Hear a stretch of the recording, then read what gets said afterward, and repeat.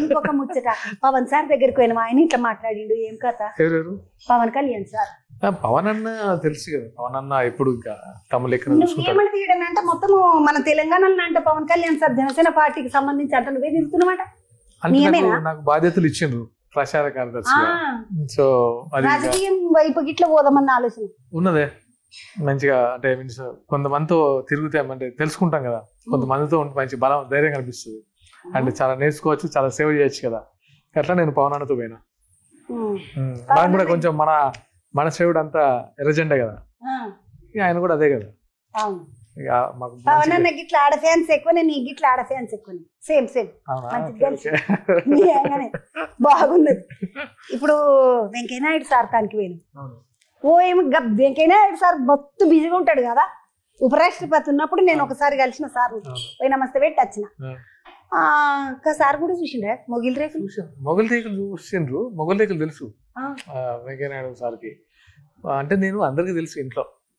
So నేను ఒక cinema చేసినా ఇట్లా చూడండి అని చెప్తే, అది మరి పిల్లగాడు ఏ సినిమా చేసిండు మరి చూడాలా వద్దా, దీని గురించి మాట్లాడదా వద్దా ఉంటుంది కదా.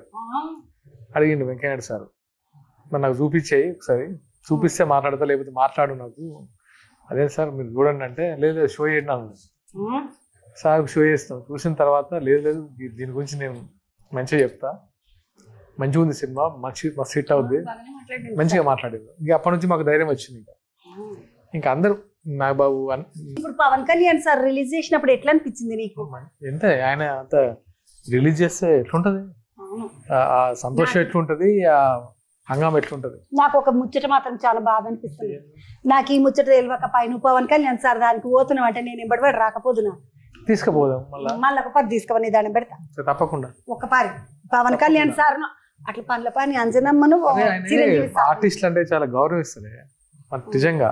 ఆయనకు చాలా అంటే మనుషులకి చాలా గౌరవం ఇస్తారు. నాకు కూడా మస్తు గౌరవం సార్. అయ్యో ఆయన అంటే ఎవరికి ఇష్టం ఉండదు చెప్పు. అందుకని ఈ 100 సినిమాలో ఇంకొక ముచ్చట అడుగుతా. ఎందుకంటే 100 సినిమా అదంతా కథ చూస్తుంటే వెరైటీ స్టైల్లో మర్డర్లు చేస్తున్నాడు వీడు. ఊరు కార్నర్లు ఉన్న వాళ్ళని అందరినీ అంటే ఊరు పొలిమేరలలో ఉన్న ఇండ్ల కాడని వచ్చి ఇట్లా దొంగతనాలు చేస్తున్నాడు అన్నారు కదా. ఇది దొంగల ముచ్చటనా? ఇట్లా చెడ్డి గ్యాంగులు వాళ్ళు వీళ్ళు వచ్చిండ్రు కదా హైదరాబాద్లకు, అసంటి దొంగల ముఠా కథనా? కాకి సినిమా ఉన్నది కదా కార్తీది, అసంటి కథనా ఏందన్నట్టు? నువ్వు కథ చెప్పేస్తున్నాను మరి మొత్తం నువ్వు చెప్తావు కదా. ట్రైలర్ లో చూసిన అలా బుడ్డరీలో చూసిందే అడుగుతున్నా. నేను ఏమైనా కొత్తగా నాకేమైనా సినిమా చూపించారా? కాకి రేంజ్ లో ఉంటది, కాకి సినిమా రేంజ్ లో ఉంటది.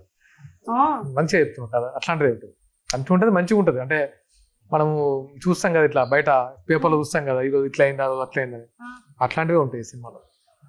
ఏమని